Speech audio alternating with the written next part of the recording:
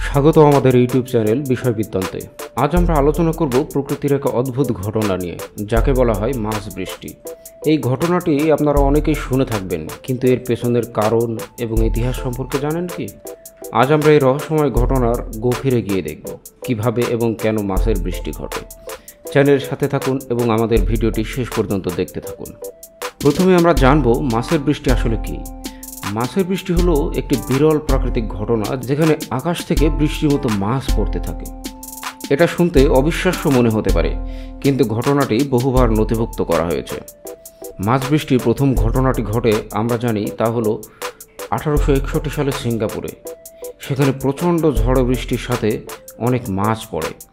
এছাড়া 1877 সালে যুক্তরাষ্ট্রের মেমফিসে এবং 1900 সালের রাশিয়ার রাস্তব অঞ্চলে এমন ঘটনা ঘটে। এরপর থেকে পৃথিবীর বিভিন্ন অঞ্চলে এই ধরনের ঘটনা ঘটে এসছে, বিশেষ করে হন্ডুরাসের ইয়োরা শহরে। এই শহরে প্রতি বছর মে থেকে জুলাই মাসের মধ্যে মাছের বৃষ্টি ঘটে বলে জানা যায়। মাছের বৃষ্টি ঘটনার পেছনের কারণ সম্পর্কে বিজ্ঞানীরা বিভিন্ন মতামত দিয়েছেন। বেশিরভাগ বিশেষজ্ঞদের মতে মাছ বৃষ্টির প্রধান কারণ হলো ঝড় এবং টর্নেডো। যখন একটি শক্তিশালী ঝড় বা টর্নেডো জলাশয় বা সমুদ্র থেকে মাছকে তুলে নিয়ে যায় এবং তখন সেই মাছগুলিকে বাতাসের সাথে ভেসে অনেক দূর পর্যন্ত চলে যায়। ঝড় থামার পরে এই মাছগুলি আকাশ থেকে বৃষ্টির মতো পড়তে থাকে। তবে শুধু মাছই নয়, অন্যান্য ছোট জলজ প্রাণীও এই ধরনের ঝড়ে আকাশে উড়তে থাকে, যেমন ব্যাঙ, কাঁকড়া, এমনকি শামুকও। বিজ্ঞানীরা মনে করেন ঝড়গুলি পানির তলা থেকে মাছ এবং অন্যান্য জলজ প্রাণীকে তুলে নিয়ে যায় এবং কয়েক কিলোমিটার দূরে নিয়ে ফেলে। ইয়োরা শহরে মাছ বৃষ্টি নিয়ে একটি লোককথা প্রচলিত আছে। স্থানীয়দের বিশ্বাস এই ঘটনাটি ঘটে সেন্ট হোসে নামক একজন ধর্মযাজকের আশীর্বাদের কারণে।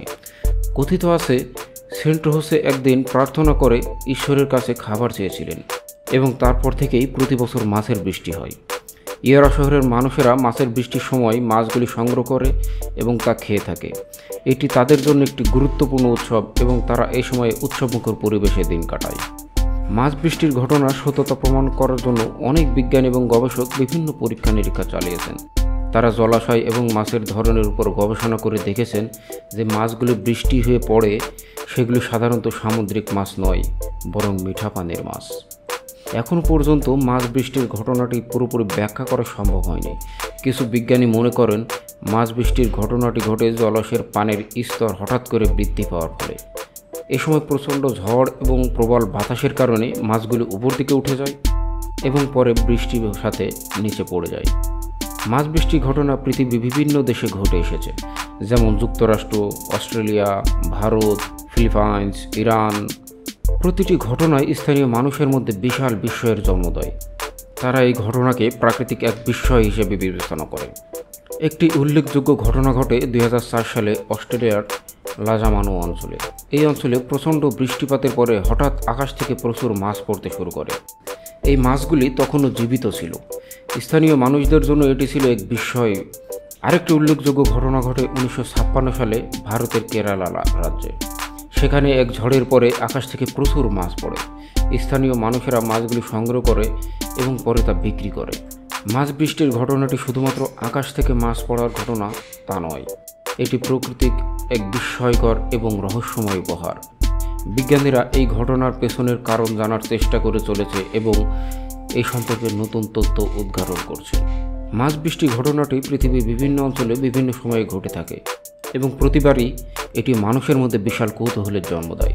এই ঘটনাটি প্রমাণ করে যে প্রকৃতি আমাদের সামনে কত অদ্ভুত এবং অজানা রহস্য নিয়ে আসে। এই ভিডিওটির মাধ্যমে আমরা মাছ বৃষ্টি সম্পর্কে বিস্তারিত জানার চেষ্টা করেছি। আপনারা যদি এই সম্পর্কে আরও জানতে চান তাহলে কমেন্টস করে জানান। আমাদের চ্যানেলে সাবস্ক্রাইব করতে ভুলবেন না এবং লাইক এবং শেয়ার দিয়ে আপনার বন্ধুদের দেখার সুযোগ করে দিন। ধন্যবাদ আমাদের সাথে থাকার জন্য। দেখা হবে একটি নতুন এবং মজার কোনো বিষয় নিয়ে। ততক্ষণ পর্যন্ত ভালো থাকুন, সুস্থ থাকুন।